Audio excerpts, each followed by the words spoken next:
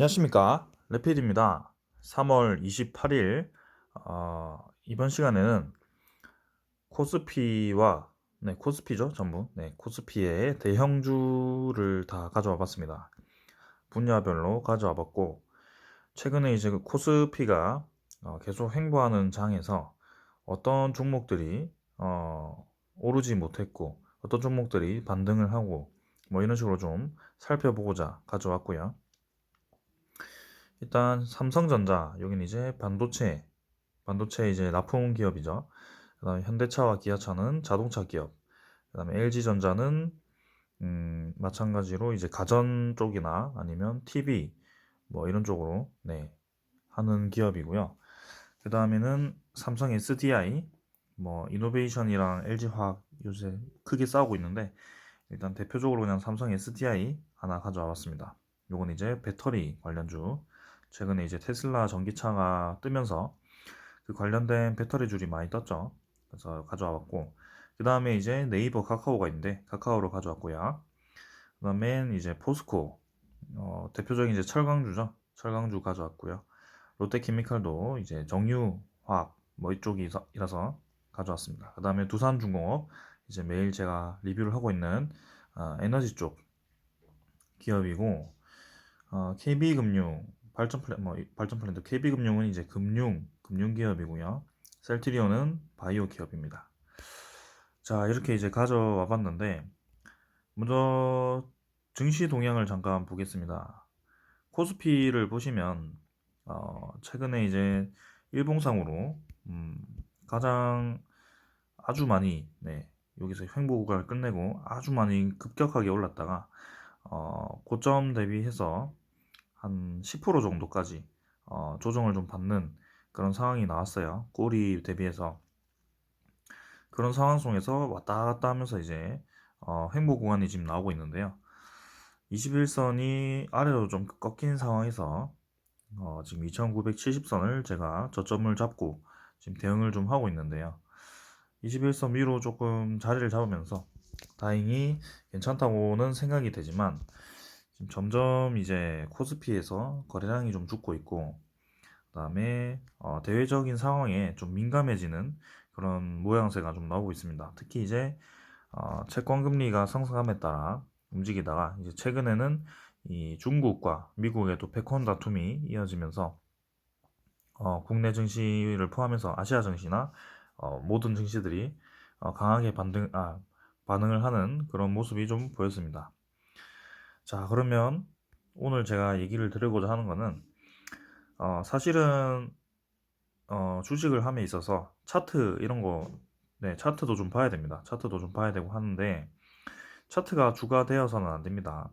그래서 주식을 좀 하면서 느꼈던 것은, 결국엔 주식도 가장 중요한 것은 타이밍이라고 생각을 하고요.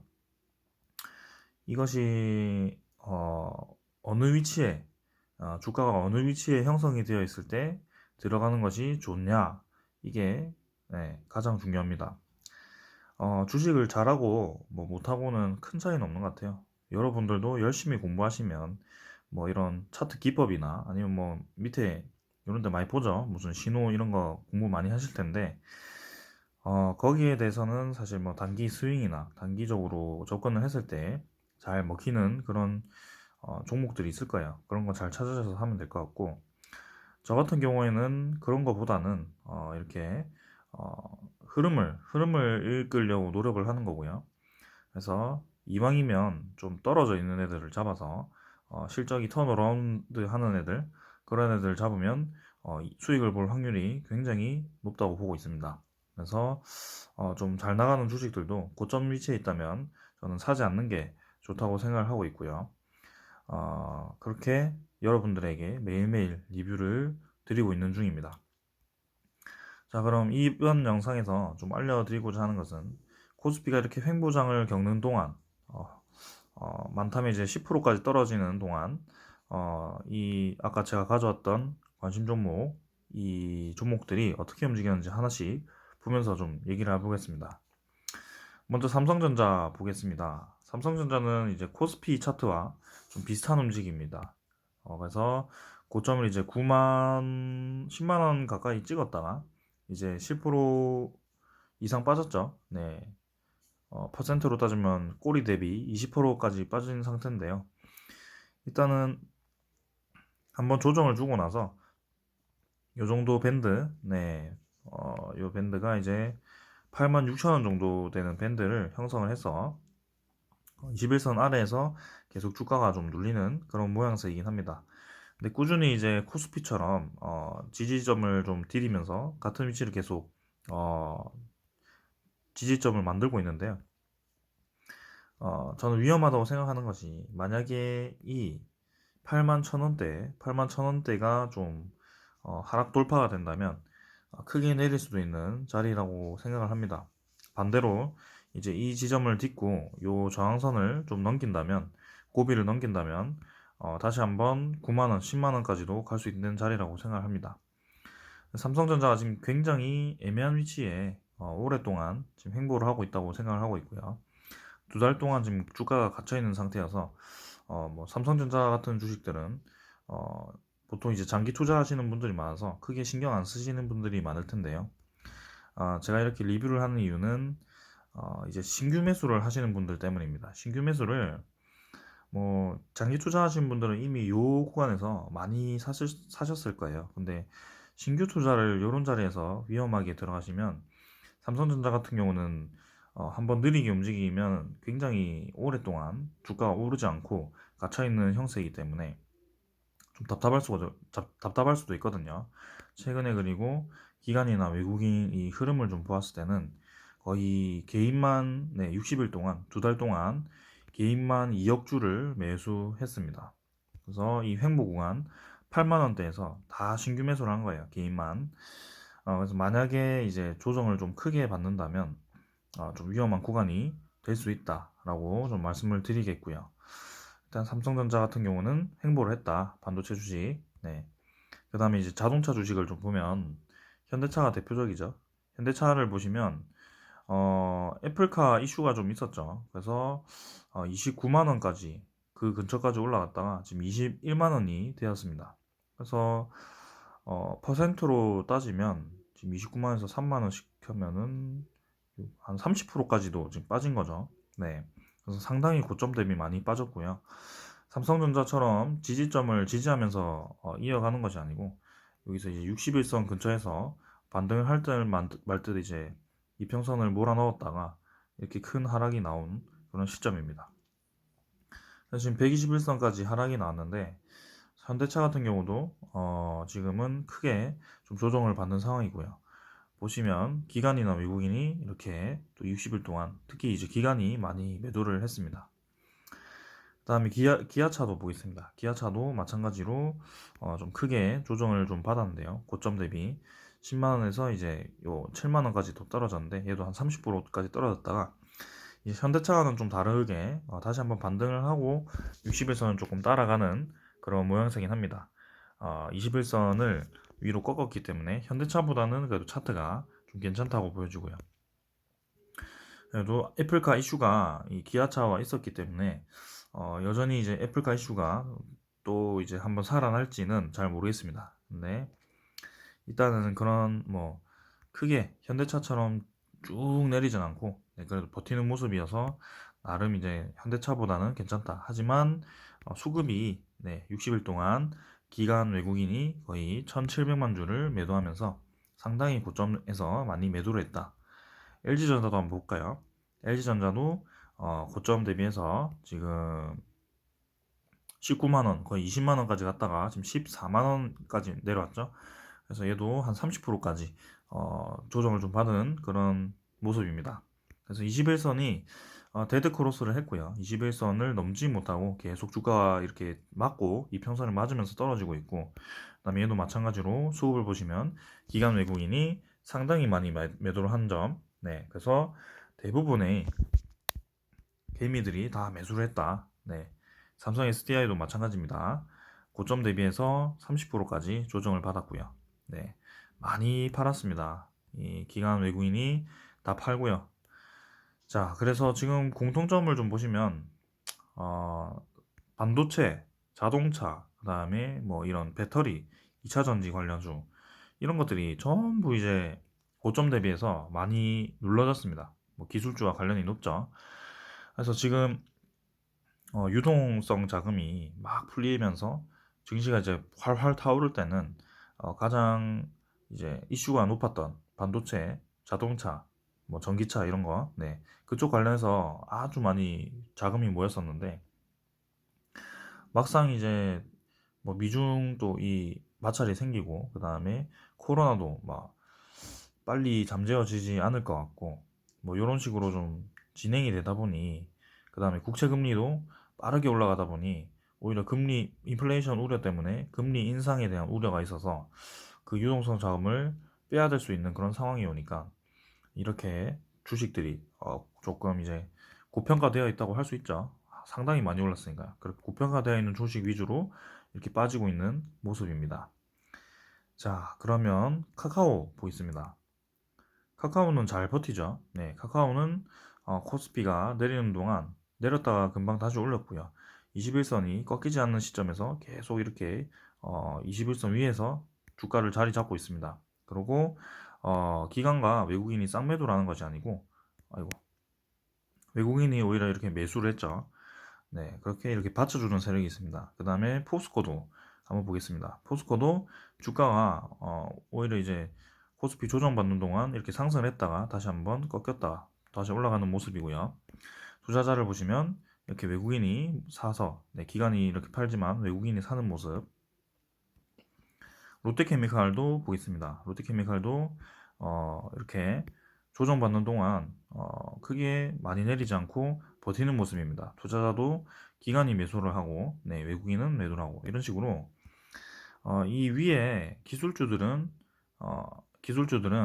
지금 쌍매도가 나오고 있는데 카카오나 포스코, 롯데케미칼 이게 다 이제 실적주죠. 실적주. 그 다음에 경기 민감주라기보다는 뭐라고 할까요? 경기가 회복되었을 때 괜찮은 주식들이죠. 카카오 같은 경우는 좀 다르긴 하지만 얘는 이제 계속 그쪽 카카오가 세력을 넓히고 있어서 좀 다르게 보는 듯 합니다만 아무튼 지금 반도체나 자동차나 뭐 2차 전지 이쪽이랑은 좀 다르게 보고 있습니다. 자, 그 다음은 두산중공업. 두산중공업도 마찬가지 제가 매일 리뷰하는 종목이고요. 코스피가 이제 본격적으로 조정을 받기 시작했을 때가 이때인데요. 오히려 이제 턴어라운드를 해서 네, 하락분을 다 회복하면서 반등을 하는 그런 모습. 일단은 얘는 쌍매도가 나왔지만 최근에 이제 기관과 외국인이 계속 매수를 하고 있는 그런 모습입니다. 자, 그 다음에는 KB금융. 제가 이제 금리가 오를 거라고 생각을 해서 금융주 또 이제 리뷰를 한번 했었는데요. 확실히 이제 힘을 좀 받아서 올라갔고요. 금융주 같은 경우는 외국인이 공격적으로 매수를 하고 있다. 그 다음에 기관이 좀 팔고 있지만 얘는 이제 계속 올라갈 수 있는 그런 자리라고 생각합니다. 그 다음은 셀트리온. 바이오도 이제 조정을 좀 길게 받았어요. 그래서 코스피가 네, 내리는 동안, 박스권을 하는 동안 얘도 많이 내리긴 했는데, 근데 이제 이렇게 상승 방향으로 좀 올랐습니다. 셀트리온 같은 경우는 제가 이전에도 좀 얘기를 드렸었지만, 셀트리온은 약간 다를 수도 있죠. 네, 합병 이슈도 있고요. 그 다음에 이번에 약 하나가 또 코로나 치료제가 승인이 됐다고 해서 네, 이런 식으로 좀 올랐을 수도 있습니다. 하지만 그 아까 제가 앞선 5종목 그거와는 다른 점은 확실히 외국인이나 기관이 둘 중에 하나는 매수를 하고 있다. 그렇기 때문에 코스피가 횡보하는 장에서 이런 종목들은 하락을 하고 있고 이런 종목들은 오히려 올라가고 있다. 이렇게 되는 겁니다. 그래서 제가 이렇게 종목별로, 네, 분야별로 좀 들고 온 이유는 제가 뭐 차트 기법 뭐 이런 거 설명해 주는 것도 좀 중요하다고 생각하지만 그래도 제일 중요한 것은 종목 선택입니다. 무조건 지금 계속 뭐 앞으로 좋다, 네, 실적이 좋아질 거다, 최대 매출 올해 찍을 거다 이렇게 생각하셔서 막 위에서 잡으시면 안 되고요.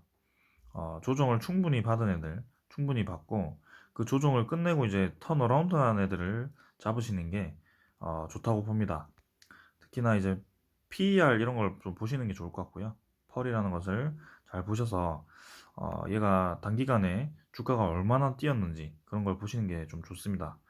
그래서 이 5종목 있죠. 네, 요거는 지금 좀 애매한 구간입니다. 지금 많이 내리긴 했지만 확실히 턴어라운드를 할지 안 할지 아직은 알 수 없는 구간이고요. 삼성전자 같은 경우는 그 중에서는 이제 저점을 잘 받치면서 진행이 되고 있습니다만 좀 더 지켜봐야 될 것 같고요. 나머지 이제 이 경기주라고 할까요? 경기주들이 이제는 좀 지수가 올라갈 때 좀 올라갈 수 있는 확률이 높다고 저는 보고 있습니다. 네. 그래서 경기주들이 올라갈 것 같고. 셀트리온 같은 바이오주는 조금 다르긴 합니다만, 바이오주들도 그간 이 주식들이 오를 때 좀 많이 조정을 좀 받았던 그런 종목들이라 좀 관심을 가지고 있습니다. 그래서 주식을 매수하실 때는 항상 그 뭐 월봉이나 주봉으로 그 위치를 좀 보십시오. 얘가 사이클이 있는 애들이 있으면 어, 사이클 중에 요 위치에 있는지, 요 위치에 있는지, 요 위치에 있는지 이런 걸 좀 보시면서 매수를 하시면 될 것 같고요. 아니면 삼성전자 같이 오랫동안 이제 출렁출렁거리면서 이렇게 올라간 애들은 이제 중요한 게 있죠. 요 위치에서 들어가시면 요렇게 됩니다. 이렇게 이거를 견디셔야 돼요. 이 기간 거의 2년이 될 수도 있는 기간이기 때문에 사실은 여기서 사기보다는 한참 요 안에서 박스권을 횡보하다가 못 뚫던 그 고점을 뛰어넘었을 때 매수하시는 게 훨씬 좋습니다. 그러면 빵 뚫어버리기 때문에 삼성전자는 그간 그랬거든요. 네, 그래서 지금은 이 빵 뚫어서 더 이상 한번 빵 뚫을 힘이 있을지는 저는 조금 의문입니다. 네, 그런 상황이고 그런 주식들은 네, 이런 타이밍을 좀 잘 보셔야 된다. 여기서 들어가기보다는 여기서 이런 데서 들어가시는 게 맞다라고 말씀을 드리겠습니다. 그래서 큰 흐름을 좀 보시면서 대응을 하시면 될 것 같고요. 하나 이제 소식이 있는데 이게 이제 국내 주요 자산운용사 펀드 매니저들이 2분기에 코스피 지수가 약세를 보이며 올해 저점을 찍을 수 있다라고 얘기를 했는데요. 이게 뭐 100% 확실한 것은 아닙니다만 지금 최근에 들어서 코스피가 좀 약세를 띠고 있습니다. 지금 당장 차트만 보더라도 제가 매일 얘기를 드리고 있지만 코스피 차트보다 코스닥 차트가 훨씬 좋아 보이고요. 그래서 기술주 위주로 만약에 반등한다면 코스닥이 많이 오를 것 같고 코스피 차트가 지금 대형주 위주로 계속 아까 말씀드린 그 다섯 종목 조정을 받고 있기 때문에 일단 월요일장이 중요할 것 같습니다. 그때 좀 올라야 될 것 같고 지금 2분기에는 조정을 좀 받을 수 있다. 그래서 생각보다 종목 강세가 또 이어질 가능성이 높고요. 이전에 증시를 이렇게 막 올렸던 종목들이 조정을 받을 가능성이 있기 때문에 항상 신규 매수를 하실 때는 섣불리 추가 매수하기보다는 그 위치를 좀 잘 생각하시면서 들어가시면 되겠습니다. 네, 오늘은 여기까지 하고요. 뭐 다음에는 뭐 또 차트 제가 뭐 차트는 이제 심리라고 좀 생각을 하기 때문에 그런 심리를 보는 방법 그런 거 좀 같이 보도록 해보겠습니다. 네, 오늘은 여기까지 하겠습니다. 감사합니다.